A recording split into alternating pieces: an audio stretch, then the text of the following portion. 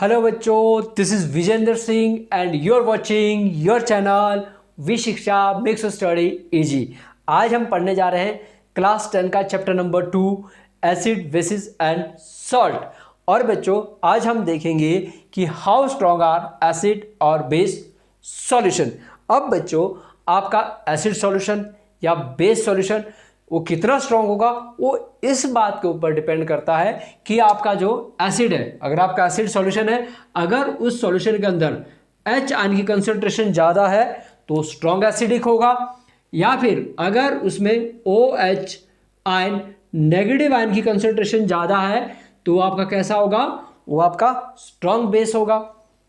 तो बच्चों जो आपका सॉल्यूशन होगा वो कितना स्ट्रॉन्ग है ये हम कैसे पता करेंगे। इसके लिए बच्चों एक यूनिवर्सल इंडिकेटर का यूज किया जाता है। यूनिवर्सल इंडिकेटर आपको बताता है जो उसके डिफरेंट कलर है, it show different colour of different concentration of the hydrogen ion in a solution. आपका जो ये यूनिवर्सल इंडिकेटर होता है ये बच्चों अलग अलग शेड्स का होता है और इसकी शेड्स हमें ये बताती है कि सॉल्यूशन के अंदर जो है जो हाइड्रोजन आयन है उसकी कंसंट्रेशन कैसी है। अब सॉल्यूशन के अंदर H आयन की कंसंट्रेशन को मेजर करने के लिए जिस स्केल को यूज किया जाता है उसे हम कहते हैं बच्चों pH स्केल। क्या कहते हैं? pH scale. अब बच्चों ये जो pH स्केल होता है ये H आयन की कंसंट्रेशन को मेजर करता है। देखो पहले तो हम pH का मीनिंग समझते हैं कि pH का मीनिंग क्या है। देखो बच्चों जो आपका ये P वर्ड है ना, P का मीनिंग है पोटेंज, ठीक है, पोटेंज। ये जो वर्ड है बच्चों पोटेंज, ये जर्मन भाषा का एक वर्ड है और जिसका मीनिंग है पावर। इसका मीनिंग क्या है? इसका मीनिंग है आपका पावर। तो पी स्टैंड फॉर पोटेंज और पोटेंज का मीनिंग हो गया आपका पावर। और एच तो आपको पता ही है, एच का मीनिंग है आपका हाइड्रोजन। एच का मीनिंग क्या है? हाइड्रोजन। तो पीएच स्केल आपको पावर ऑफ हाइड्रोजन के बारे में हमें बताता है। अच्छा चलो अब देखते हैं कि पीएच स्केल होता कैसा है। देखिए बच्चों आपका जो पीएच स्केल होगा वो समवट कुछ स्केल है, स्केल की तरह ही होगा देखने में। ये बच्चों आपका 0 to 14 के बीच में जो इसकी रेंज होती है, इसकी रेंज जो आपकी 0 to 40 होती है। 0 पर जो कैसा होगा, वेरी एसिडिक होगा, ठीक है, 0 पर वेरी एसिडिक और 14 पे आपका वेरी बेसिक, ठीक है बच्चों। तो जो आपका पीएच स्केल है वो आपका 0 to 14 के बीच में होगा और ये हमें क्या बताता है, ये H आयन की कंसंट्रेशन बताता है। अच्छा बच्चों जो इसके बीच की मिडल की वैल्यू है ना 7, ठीक है, ये जो वैल्यू है ये वैल्यू क्या होती है, यहाँ पर सॉल्यूशन अगर पीएच की आपकी वैल्यू 7 रहती है तो ये वैल्यू कैसी होती है, ये आपकी होती है न्यूट्रल। कैसी होती है? न्यूट्रल। मतलब यहाँ पे सॉल्यूशन ना तो आपका एसिडिक होगा और ना आपका बेसिक होगा, क्योंकि एसिड और बेस जो है एक दूसरे के इफेक्ट को क्या कर देते हैं, न्यूट्रलाइज कर देते हैं। तो ये जो न्यूट्रल है आपका पीएच स्केल 2 पार्ट्स के अंदर बटा हुआ है, ठीक है। चलो मैं आपको दिखाता हूँ कैसे 2H पार्ट्स के अंदर बना हुआ है। देखो ये H आयन और यहाँ पर OH नेगेटिव आयन।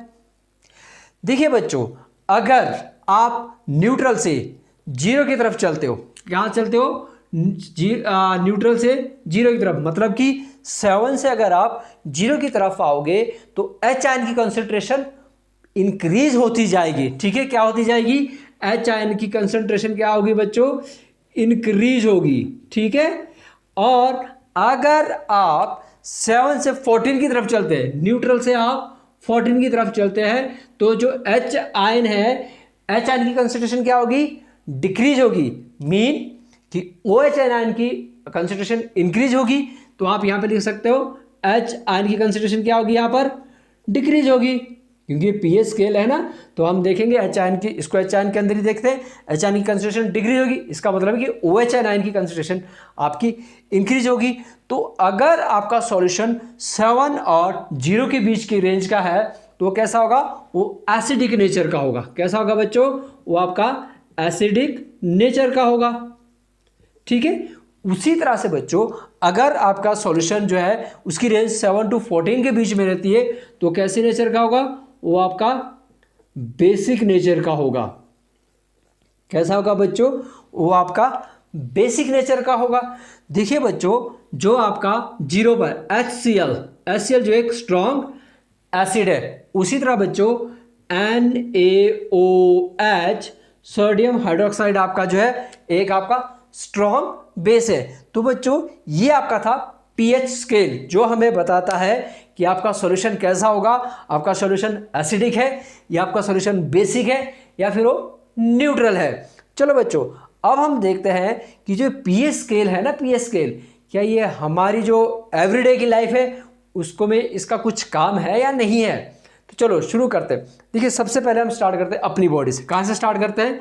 पहले पे हम देखते हैं आवर बॉडी। ठीक है, आवर बॉडी। बच्चों, जो हमारी बॉडी है उसकी जो पीएच रेंज है, जो पीएच रेंज है, हमारी बॉडी की पीएच रेंज है वो काफ़ी नैरो रेंज है। ये आपकी 7.0 टू 7.8 के बीच में है रहती है। अब इसका क्या मतलब है कि हमारी बॉडी की पीएच रेंज 7.0 टू 7.8 है। देखिए बच्चों, हमारी जो बॉडी होती है, our body maintain acidity and alkalinity balance to work properly. हमारी बॉडी को जो है हेल्दी बने रहने के लिए या वर्क करने के लिए इसके अंदर एसिडिटी और एल्कलिटी का बैलेंस को मेंटेन करना पड़ता है, तभी ये वर्क कर सकती है। और ये काफ़ी मतलब नैरो रेंज, बहुत छोटी रेंज है ना, 7.0 टू 7.8, जो कि स्लाइटली सी क्या है, बेसिक नेचर की है।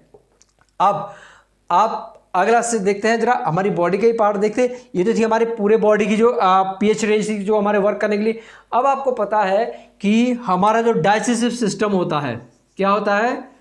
Digestive system. ठीक है, और डाइजेस्टिव सिस्टम में भी क्या बच्चों? स्टमक। ठीक है, डाइजेस्टिव सिस्टम के अंदर हमारा जो स्टमक है वो क्या करता है? वो HCl को जो है सिक्रेट करता है। ठीक है, हमारे जो गैस्ट्रिक ग्लैंड होते हैं, आपको आपने चैप्टर नंबर 6 में पढ़ा होगा, वहाँ पर जो है HCl की सिक्रेशन रहती है। और ये जो HCl की सिक्रेशन रहती है, इसकी पीएच रेंज जो होती है बच्चों, वो आपकी 1.5 और 3.5 के बिटवीन जो है होती है। अब HCl वहाँ पे सिक्रेशन किस लिए रहता है? देखिए, जब गैस्ट्रिक ग्लैंड HCl की सिक्रेशन करता है, उसको HCl की सिक्रेशन इसलिए करनी पड़ती है कि वहाँ पर एक एंजाइम होता है जिसको हम पेप्सिन कहते हैं, और पेप्सिन आपका सिर्फ एसिडिक मीडियम के अंदर ही काम कर सकता है और प्रोटीन की सिंथेसाइज के लिए बहुत ज़रूरी है। अगर वहाँ पर एसिडिक मीडियम नहीं है तो आपका पेप्सिन जो है वर्क नहीं कर पाता है। तो इसलिए जो वहाँ पर HCl जो आपका प्रोड्यूस होता है, और उसकी पीएच रेंज कितनी होती है? 1.5 टू 3.5। आप इसको कह सकते हैं नियर अबाउट 2.0। ठीक है, आप इसको 2.0 भी कह सकते हैं कि हमारी HCl जो स्टमक के अंदर उसकी पीएच रेंज क्या होगी? 2.0 भी आप कह सकते हैं। अब आपने कई बार नोट किया होगा कि क्या होता है, जो जिनकी एज 40 प्लस होती है, तो उनको क्या होता है कि उनको जो है जो ये आपका एसिड की सिक्रेशन होती है ना, जब ये थोड़ा एक्सेस सिक्रेशन हो जाता है, जिसके कारण क्या होती है? पेन और इरिटेशन होती है। समवट थोड़ी बहुत मुझे भी रहती है। तो किसके कारण होती है? वो इसलिए हो जाती है क्योंकि वहाँ पर जो है एसिड की सिक्रेशन थोड़ी ज़्यादा हो जाती है। एक्सेस सिक्रेशन के कारण जो क्या होती है? पेन और इरिटेशन होती है। अब उस पेन और इरिटेशन को जो आपको उसके इफेक्ट को ख़त्म करना है, तो उसके लिए हमें क्या करना पड़ता है? उसके लिए हमें जो है हम क्या लेते हैं? हम एंटी एसिड्स लेते हैं। ठीक है, एंटी एसिड्स के अंदर आपका MgOH आता है। एक तो MgOH मैग्नीशियम, जिसको मिल्क ऑफ मैग्नीशिया भी कहते हैं। और ये जो आपका बच्चों, ये क्या है? ये आपका एक मिल्ड बेस है। क्या है ये बच्चों? ये मिल्ड बेस है। इसके कारण आपको जो आपकी पेन और जो आपकी इरिटेशन, उससे आपको रिलीफ मिलता है। अब देखिए, हमें HCl तो चाहिए ना, नहीं तो फिर पेप्सिन तो वर्क नहीं कर सकता है। तो ये मिल्ड बेस क्या करता है? मिल्ड बेस क्यों चाहता है? क्योंकि जो आपका एक्सेस HCl जो प्रोड्यूस है, सिर्फ उसके इफेक्ट को न्यूट्रलाइज करना है, तो उसके इफेक्ट को न्यूट्रलाइज करता है। क्योंकि एसिड तो हमें वहाँ पे चाहिए ही पड़ेगा, नहीं तो फिर प्रोटीन की सिंथेसाइसिस कैसे होगी।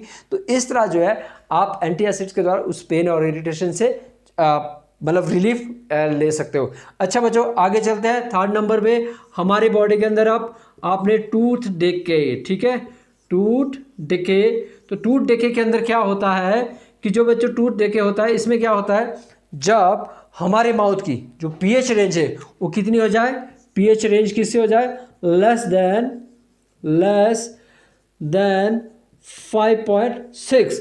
तो 5.6 के कारण क्या होगा, जो हमारे टीथ होते हैं, हमारे जो टीथ होते हैं बच्चों, जो हमारे टीथ है, ठीक है, ये एक बहुत हार्ड सब्सटेंस से बने होते हैं, जिसकी इसकी इनेमल जो होती है ये किससे बनी होती है, ये आपकी कैल्शियम फास्फोरेट से बनी होती है। आपकी इनेमल जो है एक हार्ड सब्सटेंसेस है, किससे बनी होती है, कैल्शियम फॉस्फेट,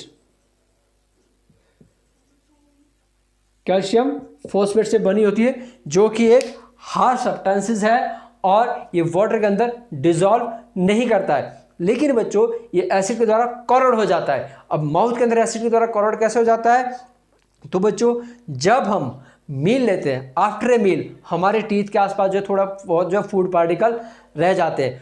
अब वो फूड पार्टिकल जैसे ही हमारे माउथ का जो पीएच रेंज हो लेस देन 5.6 हो जाएगी, तो उसके कारण क्या होगा, जो वहाँ पर बैक्टीरिया मौजूद होता है वो एसिड जो है प्रोड्यूस करते हैं, जिसके कारण जो आपके टीथ जो है टीथ जो आप कॉरोड हो जाते हैं। अब इसको प्रिवेंट कैसे किया जाए, तो इसको प्रिवेंट करने का सबसे आसान तरीका है कि जब भी आप मील लो तो आफ्टर मील जो आप क्या कीजिए, आप टूथब्रश कीजिए। और जब आप टूथब्रश करते हैं, जो आप पेस्ट यूज करते हो वो आपका बेसिक नेचर का होता है, जो कि एक्सेस एसिड है उसके इफेक्ट को क्या कर देता है, न्यूट्रलाइज कर लेता है, और आपकी पीएच रेंज जो है वो मेंटेन रहती है। तो ये तो था बच्चों हमारे बॉडी से रिलेटेड। अब जरा बच्चों प्लांट की बात करते हैं, ठीक है। नंबर 4 पे क्या, प्लांट। बच्चों जो प्लांट होते हैं ना, प्लांट के जो हेल्थी ग्रोथ के लिए इनकी जो पीएच रेंज होती है वो आपकी होती है बच्चों 6.5, जो कि स्लाइटली सी क्या है, अब 6.5 है तो स्लाइटली सी देखो 6.5 तो इधर को है, तो ये स्लाइटली सी एसिडिक रहती है। प्लांट बच्चों, प्लांट से याद आया, देखिए आपका जो प्लांट होता है, एक प्लांट होता है जिसको हम कहते हैं नीटल प्लांट। क्या होता है, नीटल प्लांट। ये जो नीटल प्लांट होता है ना बच्चों, इसकी जो लीफ होती है, इसके ऊपर जो हेयर होते हैं, अगर वो स्टिंग कर जाए तो उसके कारण क्या हो जाता है, जैसे ही वो स्टिंग करेगा तो हमारी बॉडी के अंदर वो क्या छोड़ देता है, हमारे बॉडी के अंदर वो मैथोनिक एसिड को लीव कर देगा, ठीक है। अब जैसे उसने मैथोनिक एसिड को वहाँ पे लीव किया, इसके कारण क्या हो जाएगी, आपको बर्निंग पेन हो जाती है। मैथोनिक एसिड के कारण क्या हो जाएगी, आपको बर्निंग पेन हो जाएगी। अब क्योंकि ये बर्निंग पेन होगी तो आपको इरिटेशन होगी। अब आप क्या करेंगे फिर, तो बच्चों जो जहाँ पर भी नीटल प्लांट होगा वहाँ पर साथ में जो एक आपका और प्लांट होगा जिसको हम बोलते हैं डॉग प्लांट। कौन सा प्लांट होगा, डॉग प्लांट। कभी भी अगर आपको नीटल प्लांट की स्टिंग कर दे तो उसके साथ आपने देखो वहाँ पे एक लीफ वाला डॉग प्लांट होगा, तो जैसे आप उसको रब करोगे तो उसके कारण क्या होगा, वो इसके एसिडिक के असर को जो है न्यूट्रलाइज कर देगा और आपको जो थोड़ा रिलीफ मिलेगा। और बच्चों इसके अलावा ये तो था प्लांट के बारे में। चलो अब जरा हम थोड़ा एनिमल्स के बारे में भी देख लेते हैं, पीएच रेंज ऑफ एनिमल्स, ठीक है। तो बच्चों अगर हम एनिमल्स की बात करें तो एनिमल्स में हम सबसे पहले, चलो स्टिंग की बात करें तो स्टिंग के लिए सबसे पहले हम हनी देखते हैं। हनी बी, आपने नाम तो सुना ही होगा ना, देखा भी है हनी बी। किस किस को हनी बी ने बाइट किया है भाई, देखिए जब आपको हनी बी स्टिंग करती है तो उसके कारण क्या होता है, वो वहाँ पर जो है फॉर्मिक एसिड को लीव कर देती है। कौन सा एसिड, फॉर्मिक एसिड को लीव करेगी। जैसे आपको नीटल प्लांट ने मैथोनिक एसिड किया था, उसी तरह जो है हनी बी आपकी फॉर्मिक एसिड को जो वहाँ पर लीव करती है, और जिसके कारण आपको पेन और इरिटेशन होती है। तो बच्चों इसके असर को बचने के लिए आप क्या करोगे, इसके लिए बच्चों, इसके लिए आप जो वहाँ पर आपको क्या करना पड़ेगा, अगर आपके घर पे बेकिंग सोडा है तो आपको वहाँ पर बेकिंग सोडे को जो है रब करना पड़ेगा, तब आके आपको थोड़ा सा रिलीफ मिलेगा, ठीक है बच्चों। तो हनी बी। हाँ बच्चों आपने एसिड रेन के बारे में सुना होगा। एसिड रेन क्या होती है, जो आपकी एसिड रेन होती है ना बच्चों, एसिड रेन, जब आपकी एसिड रेन की पीएच वैल्यू जो है क्या हो जाए, लेस देन 5.5, तो जब ये आपकी 5.5 से कम हो जाती है तो इसके कारण क्या हो जाता है, जो आपकी रेन होती है वो एसिडिक बन जाती है, और जो एसिडिक रेन होती है वो आपको पता है कि सारी की सारी कहाँ जाएगी, वो रिवर में जाएगी, मतलब वाटर बॉडीज़ के अंदर जाएगी। और जिस भी वाटर बॉडीज़ के अंदर जो है एसिड रेन चलेगी तो वहाँ पे एसिड उसको क्या कर देगी, उसकी एसिडिक वैल्यू को बढ़ा देगी, जिसके कारण जो वहाँ पर एनिमल जो है, आपके जो एक्वेटिक एनिमल है, उनके लिए लाइफ सर्वाइव करना थोड़ा डिफ़िकल्ट हो जाएगा।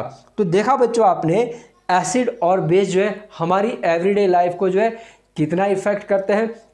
तो बच्चों यहाँ पर मैं आपको एक एसिड्स उनका नेचर, उनका सोर्स, नेचुरल एसिड्स के बारे में देखते हैं जो नेचर के अंदर पाए जाते हैं, और उनके सोर्स को याद रखना क्योंकि एग्जामिनेशन पॉइंट ऑफ व्यू से बहुत इंपॉर्टेंट रहते हैं। तो देखिए कुछ एक आपको यहाँ पे मैं बता रहा हूँ, आप उनके नाम, जो एसिड का कि एसिड का जो सोर्स है वो क्या है और उनके अंदर कौन सा एसिड पाया जाता है। देखिए सबसे पहले आपका विनेगर। तो विनेगर के अंदर जो बच्चों आपका एसिडिक एसिड होता है।